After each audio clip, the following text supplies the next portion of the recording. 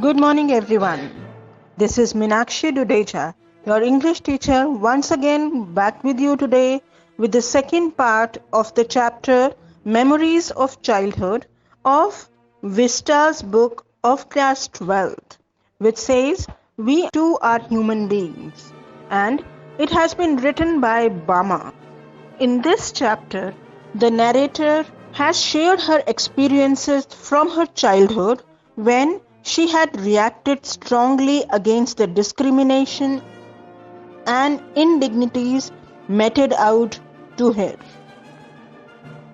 Bama was a celebrated writer from the marginalized class, condemned dogma, and was highly critical of evils of oppression throughout her creative work. Bama debunks the entire caste system and untouchability and tries to rise above the social barriers by working hard, consistently, and ultimately throwing away the indignities faced in the life. This episode, We Too Are Human Beings, is a short excerpt from the Dalit writer Bama's book Karuku. Bama recalls the time when she was a student of class 3. She had not heard people talk about untouchability, but had begun to experience and observe the humiliation meted out to untouchables. She discusses at length her tendency to observe things minutely and shares with the readers the details of the market area that she had to cross on her way back from school.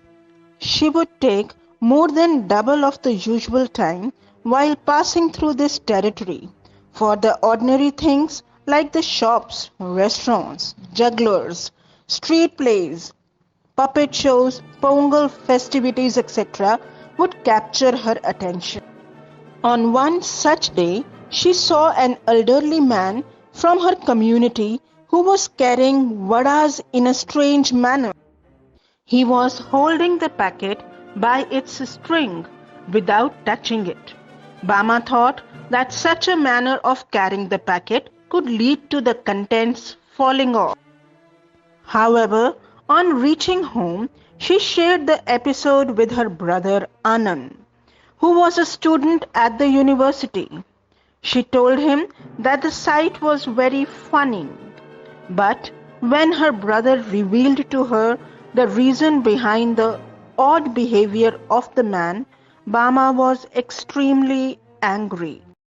Anand told her that the elderly man was an untouchable, and according to the customs practiced in the name of caste system, his touching the vadas would have made them unfit for his upper caste master. At this point, Bama questioned the system that denied the low caste even a basic right to be treated as human beings. Anand also told Bama about his own experience when one of the landlord's men wanted him to tell the name of his street, as that would have disclosed his caste. However, as an elder brother, he passed on a sage advice to his sister. He told her to work hard and progress if she wanted to be treated as an equal. Here, Anand told Bama about the importance of education, that if we work hard and if we excel in our studies, then the friends will automatically follow without bothering about the caste.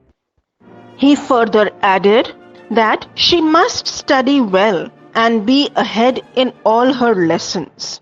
Then the people of the upper caste would come to her of their own accord and attach themselves to her. Bama followed the advice of her brother and finally stood first in her class. Here, Bama tries to tell us and teach us an important lesson, that everyone born on this earth is equal, and It is one's duty to give the other person the proper respect and regard desired. With this, we come to the end of the second part of the story as well. Hope that you would have learned the lessons of life and pledge that we will be treating everyone and everywhere as equal. Thank you and have a nice day.